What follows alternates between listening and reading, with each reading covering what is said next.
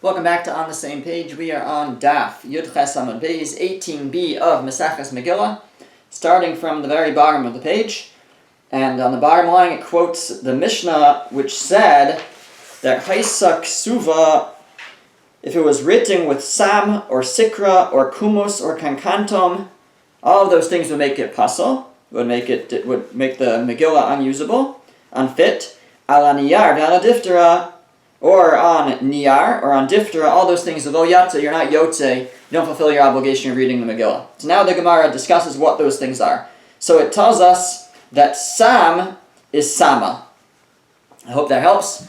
Sam is Sama. Rashi says it's something called Zarnich, and then he says a French word, or Fomanito. So it's some kind of ink that they knew about that does not qualify. You can't use that for writing a Megillah. Sikra, what's Sikra? Amar Rabba bar Barchana, Sakarta Shema. It's called Sakarta, which Rashi tells us it's a red dye of some sort.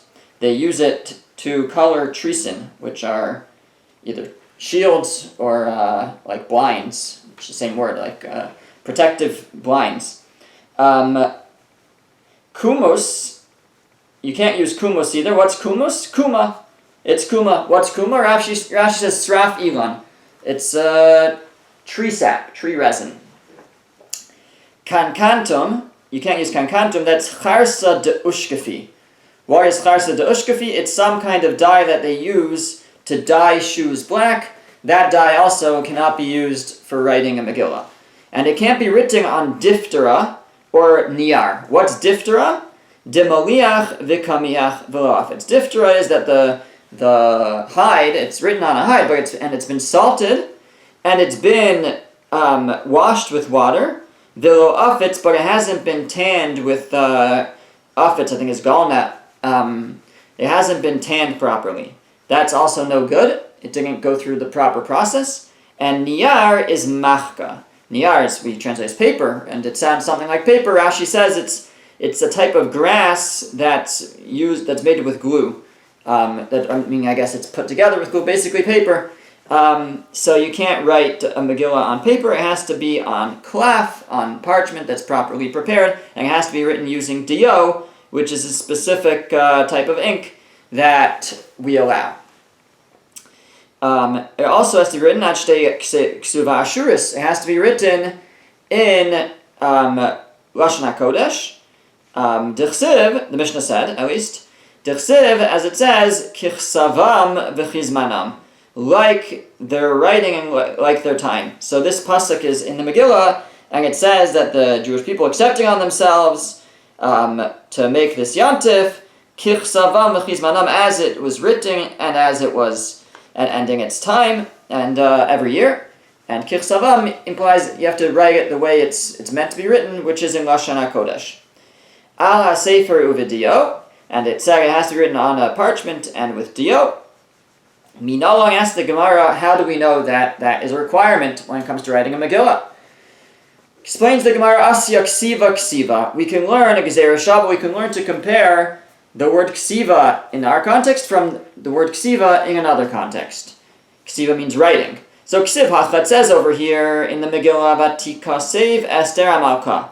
It says, and Esther wrote Eskal Tokef, all the power, all of the strength to establish this letter.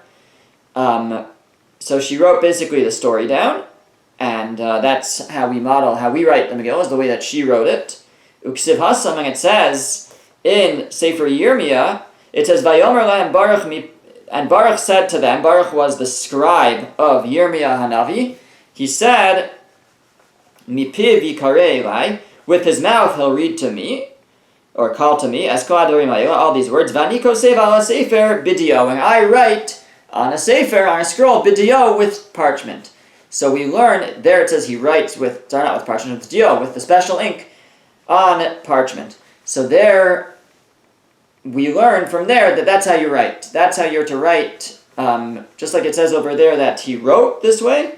So too, when it says that Esther wrote, so we're to derive how you write from Baruch ben Neriah, how he wrote. And it's on Sefer, which is parchment, uvidio, with this special DO ink. Okay, next Mishnah. Ben ir shahalach lekrach. Let's say a person who is from a city that's unwalled, he's from a regular city, and he went to a krach, a large city. So in a regular city, he went to a walled city. Krach here means a walled city. So a regular city reads the Megillah on the 14th. A walled city, if it was walled from the days of Yeshua ben Nun, it reads the Megillah on the 15th. So when is he supposed to read the Megillah? Does he go based on what his custom is? Or does he go based on where he's visiting now and what their custom is? Or what the halacha for them is. Not custom, but the halacha for them. What's the requirement? Uven kracha shalchlir. Or what about the other way? Let's say you're from a walled city and you went to a unwalled city.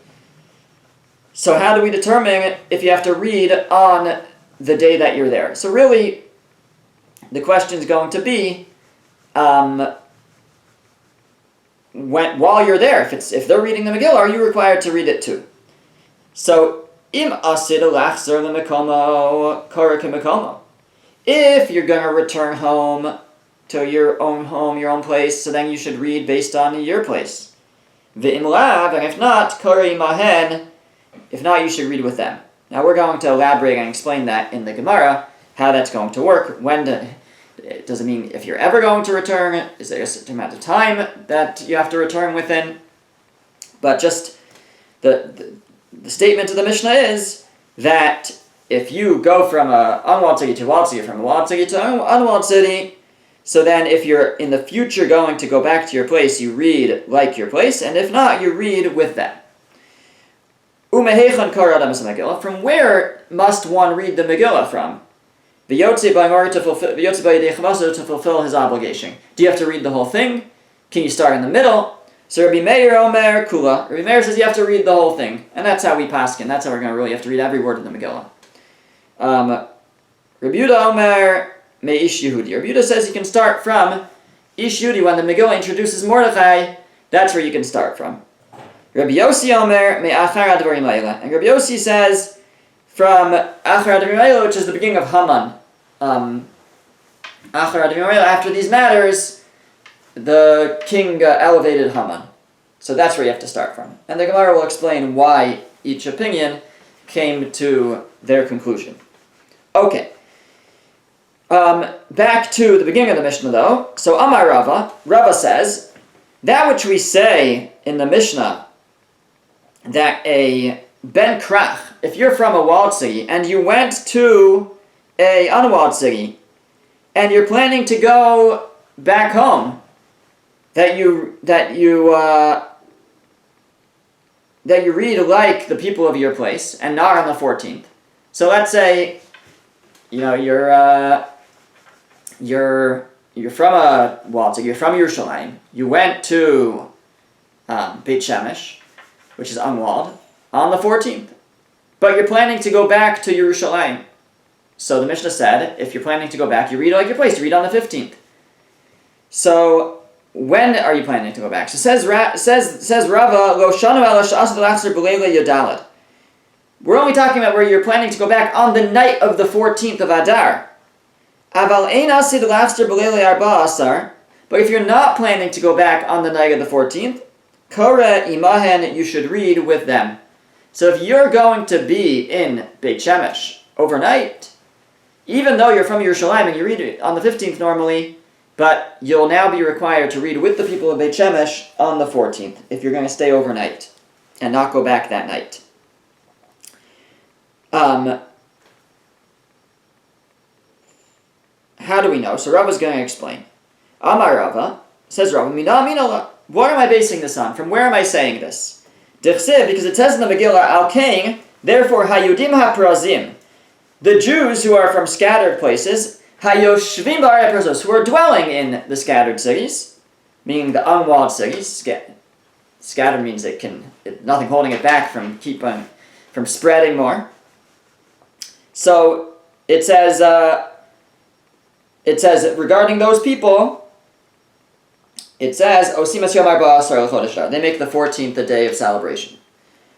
But says Rava Mechti, let's look at this closely. Ksiv Hayudim HaPrazim. It says the Jews who are the scattered ones, the Prazim. Why does it have to then add who dwell in the scattered cities?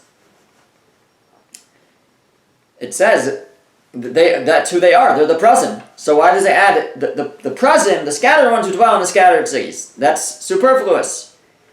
Hakamash Malan says, Rav, it's coming to teach me, de paras ben yomo nikra paras, that it's even if you're just dwelling in that city, meaning if you're a paras ben yomo, if you're just a scattered guy for one day, you're called a paras. You're called someone who is part of who reads on the 14th. So by saying haprazim hayoshim b'arei prazos, you're saying the scattered ones who dwell in the scattered cities. You're saying all it takes is for you to dwell there, to become a scattered one. So therefore, says Rava, as soon as you dwell there, meaning you spend the whole night there, then you become one of them. If you become one of them, you have to read on the 14th.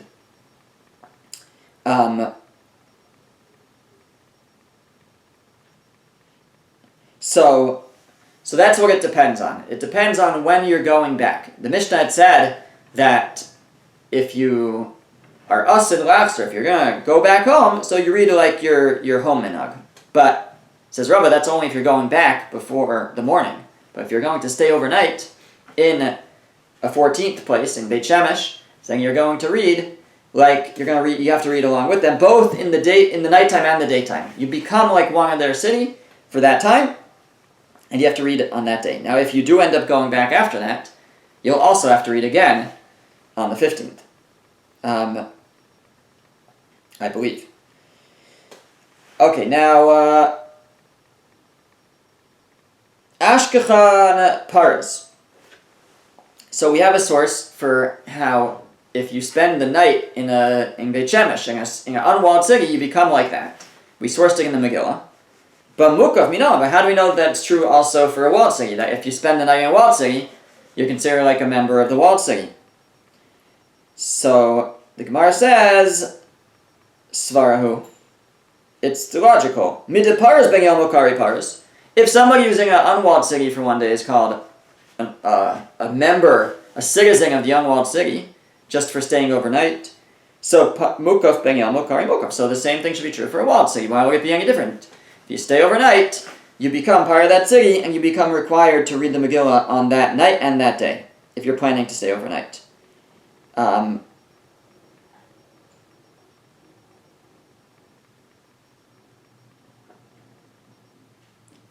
Fine. Just taking a look at Rashi, if there's anything we need to add to this.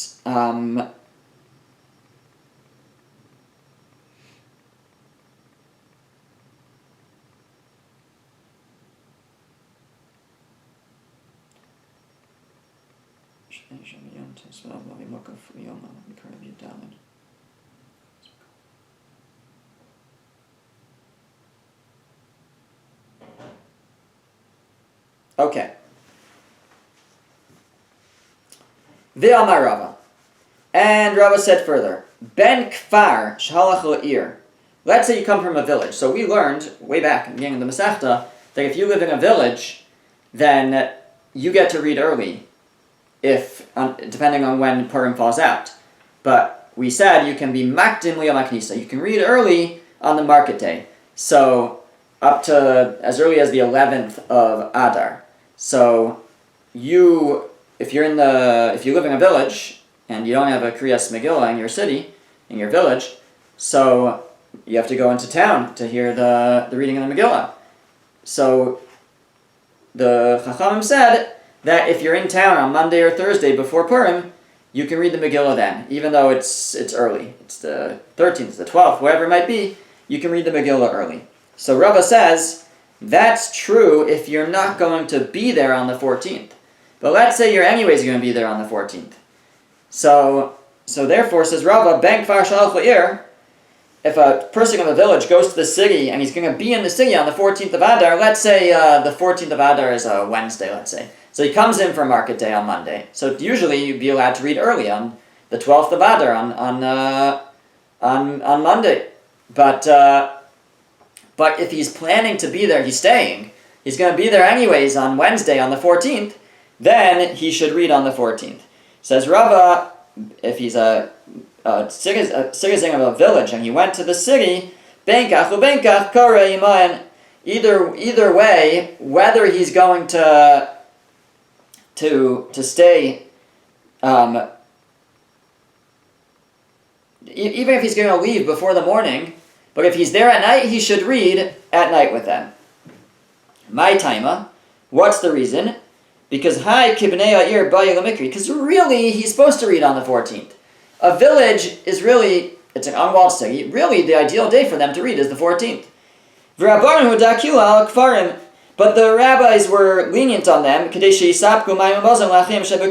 order that they could bring, or the Gemara earlier said, because they bring food to their brothers in the cities. So basically, we want them, if we would make them come on an off market day to hear the Megillah, they might not come on market day, and then they won't be able to provide food and drink that they're supposed to, that the society runs on, to the markets in the city. So we want to make sure they come on market day. So therefore, the rabbi said they could read early on market day. But really, their day is the 14th. So if they are in town on the 14th, then they must hear the Megillah on the 14th, the night of the 14th, even if they plan to return before the morning. So the Gemara elaborates this. It says that which the rabbis were lenient on them, hani mili ki isei beduchte. That's if they're going to be home on the 14th. Aval ki isei be'ir, but if they're in the city on the 14th, ki bnei ha'ir. Then they have to read, like people of the city, they have to read it on the 14th if they're there anyways. And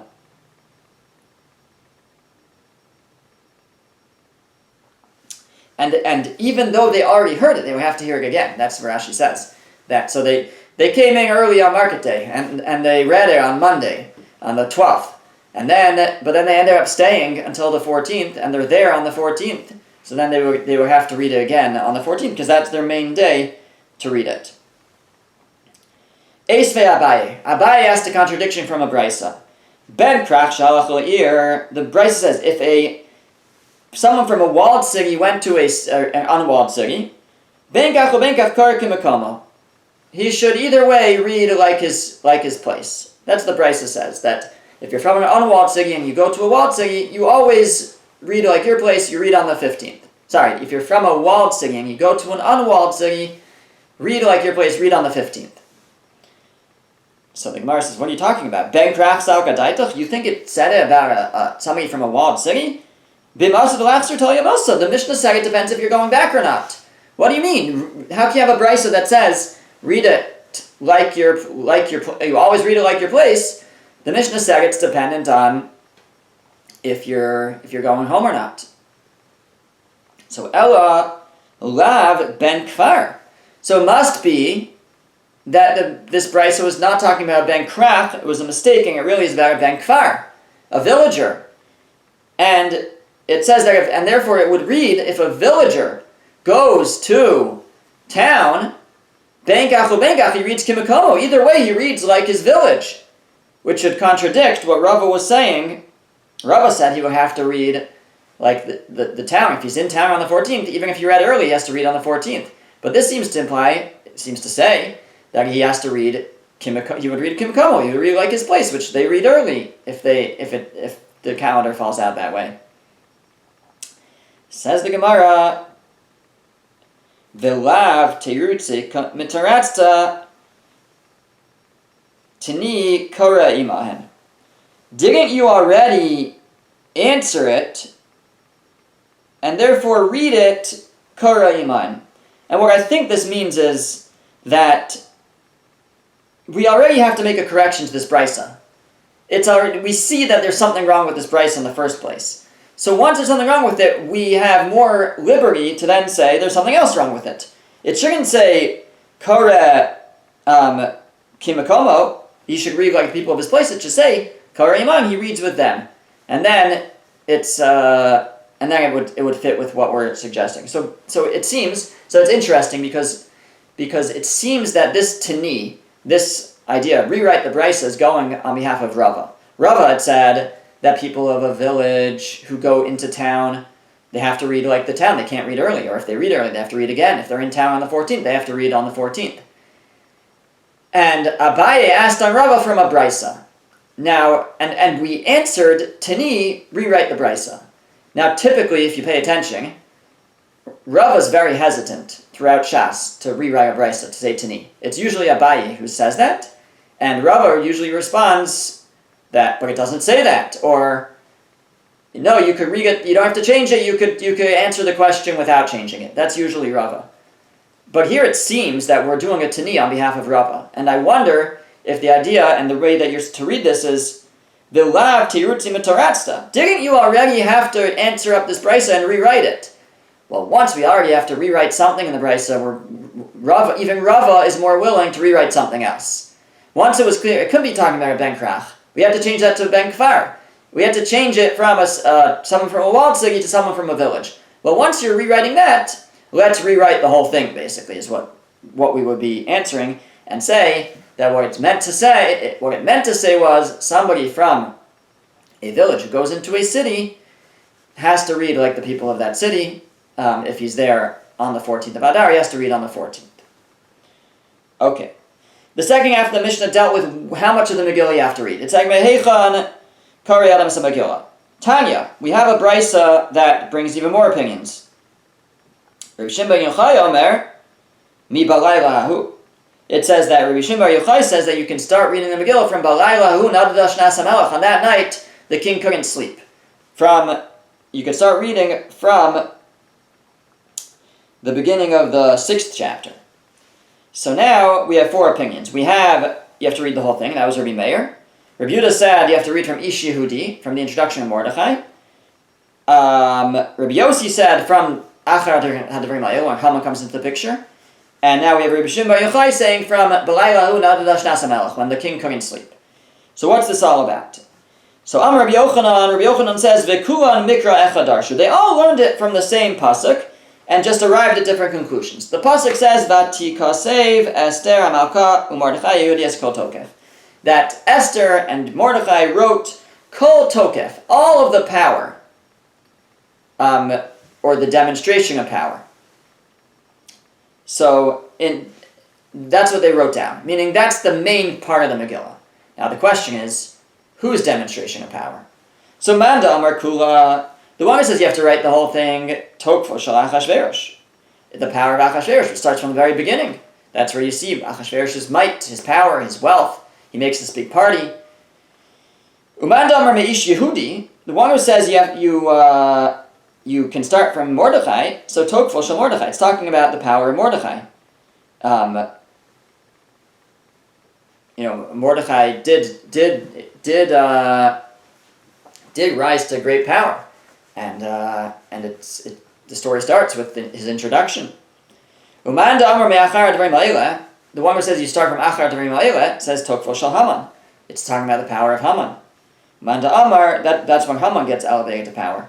Uman Damar B'Balayla Hu, the one who says no, you start from on that night the king couldn't sleep. Tokfo Shel Nes. It's talking about the power of the miracle. That's where really things started to turn around, and that's where you should start from. Or that's where if you start from there, you're still Yotzei. So that was Rabbi Yochanan's interpretation of this dispute. It's all coming from, it says they wrote down the tokef, the power, whose power? Rav Huna Amar Mehacha. Rav Huna says that they all learned from the following. It says that they wrote down Umara'u al-kacha uma'igia alehem. What they saw regarding this and what happened to them. Very enigmatic verse. What's it talking about? So each one had a different opinion. Manda Amar Kula, the one who said you have to write down the whole Megillah. It's when it says Mara'u, what did they see? It means Mara' Achashverosh, Nishtamish Bekelim, Shal Beis HaMikdash. What did Achashverosh see that he decided to use the vessels of the Beis HaMikdash at his party? Al-Kacha, it was regarding this, Mishum Dechashiv Shivim Shnin V'lo Efrok. Because he counted 70 years and they weren't redeemed yet, like we learned in an earlier Gemara. He thought the 70 years of exile were up. That's why he made the party, and he brought out the vessels of the Beis HaMikdash. So So you have to read about Maroa Kacha. What did they see about this? Meaning, what did Achashverosh see that he took out the vessels of the Beis Hamikdash? It was about this. It was that he miscalculated, or he thought the 70 years were up. And what happened to Katal Vashti? That he killed Vashti and set the miracle in motion. So that's one opinion. That's why you have to read the whole thing. You have to read the very beginning. It talks about that. Umanda Amar Me Ish Yehudi. But the one who says you have to read from Ish Yehudi, it's Mara Mordechai. It's what did Mordechai see to Ikne Haman, that he made Haman angry. Al Kacha, it's because of this. What did Mordechai see? It's Al Kacha on this. Dishabi Nafshi Avodah Zara. He saw that Haman made himself into Avodah Zara, into an idol, and that's why he wouldn't bow to him. And that's why he angered Haman. And what happened to them in the end is Rachesh Nisa, that the great miracle happened, that they were saved. That's why you have to start from Mordechai. Umanda Amar Me'achar Advarim Ha'ila. The one who says you have to start from after these matters, from Haman, he read Umara Haman. What did Haman see? Shniskana B'cha Yehudim. That he got angry at everyone. Al Kacha on this matter, Mishum de Mordechai Lo Yichav Lo Yishtachaveh. That Mordechai wouldn't bow. He got mad at everyone, at all the Jews, and wanted to destroy all of them. And what happened in the end, which is V'talo Sovis Banav, he and his sons got hung on a tree. So you have to read about all that, so you start from Haman. And the one who says you start from on that night, where Achashverosh couldn't sleep, it's Mara Achashverosh. You have to read about what did Achashverosh see, that he decided to bring the book of Chronicles to him. Al Kacha, it's because Dizaminte Esther Haman Bade. It's because Esther invited Haman with Achashverosh to the party. Right? The Gemara told us that because that Achashverosh was wondering, why did she invite Haman? It must be, maybe they're plotting against me, and that's why he called for his book of Chronicles, because he wanted to know, why is nobody reporting this to me? Maybe there's somebody who saved my life, I didn't reward them. So it's what did Achashverosh see to call for the Sefer HaZichronos, the book of Chronicles? It's that Al Kacha, it's because Esther invited Haman, and Achashverosh wasn't sure what that was about. And what happened in the end is Rachesh Nisa. The miracle occurred subsequently to that. So you have to have all that in the Megillah. That's why, according to their opinion, Rav Shimon Bar Yochai, you only have to start from Balayla Hu Dash Nasamelach. You have to start from where Achashverosh couldn't sleep. Amar Rav Chabal, Amar Rav Chama Bar Guri, Amar Rav. So they say in the name of Rav, Halacha Gedivrei Amar Kula. Halacha is like the opinion that you have to read the whole thing. And even if you hold that you don't have to read the whole thing, you can start in the middle, like you can start from Ish Yehudi. Even that opinion agrees that the whole thing has to be written. It has to have the whole Megillah. You don't have to read the whole thing, according to him, but you have to have the whole thing. They also say in the name of Rav, Megillah Nikre Sefer v'Nikre Sigaris. The Megillah is referred to both as a Sefer and as an Igaris, like a letter, in the Megillah itself. Nikre Sefer, it's called a Sefer, and that teaches us Sheim Tafra b'chutei Pishton Psula. That if you sew it with threads of flax, you're not Yotze. It's puzzle. It's not a good Megillah. It's not a kosher Megillah. It has to be threaded with sinews, just like a Sefer Torah. V'nikre Sigaris, it's also called a letter, Shem Hitel Bashlosha Chutei Gidin, that if you use sinews, but you only use 3, Ksheira, it's still kosher. As opposed to a Sefer Torah, which requires many sewings, the whole thing like so tight. Since this is calling me Gares, a letter, it doesn't have to be so tight. 3 sinews is enough. 3 threads, basically. Rav Nachman says they have to be mishulash in 3s, meaning they have to span, it has to be 3 that spans the whole parchment. So you're joining 2 pages together of parchment, and you're using only 3 stitches, but they have to be wide stitches that go all the way across the whole Megillah.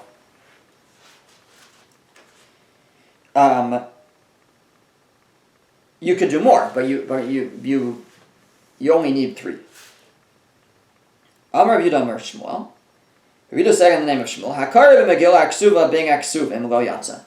Let's say you have a Tanakh, or a Ksuvim, a book of the writings, and it has many Svarim of Ksuvim. It has Tehillim, it has the other Megillahs, it has Mishlei. It's a whole thing of Ksuvim, of the writings, and within there's the book of Esther. So you read from that. And it's done on a parchment, on a scroll, with Dio, and everything seems to be right. Lo yatsa. He says you're not Yotzei. Rashi explains because it has to be its own Igeris, its own letter, because there's more Pirsume Nisa, because that shows you're reading something special, different. If you just read it in a book of Tanakh, it looks like you're just reading Mikra, you're just learning. But you read it as its own scroll, so then it's clear that's more Pirsume Nisa, that's more publicizing of the miracle, because you see it's something unique. Amarava, that's only if it's not shorter or longer than the rest of the scroll. Porta, a little bit. But if it's a little bit longer, a little bit shorter, then it's no problem. So basically what he's saying is it could be within a long scroll of Ksuvim, as long as there's something that differentiates the Megillah Esther in terms of the size of the scroll. So either, of the parchment, either it sticks out a little bit, it's a bit larger, it's higher, or it's a bit smaller, it's still sewn to the other ones, but there's something that distinguishes it, so then also it's not its own independent scroll, but it's distinguished from the rest of the book of the Ksuvim, that if somebody reads the Megillah from that, they would also be Yotzei. Okay, and we'll continue with that discussion next time.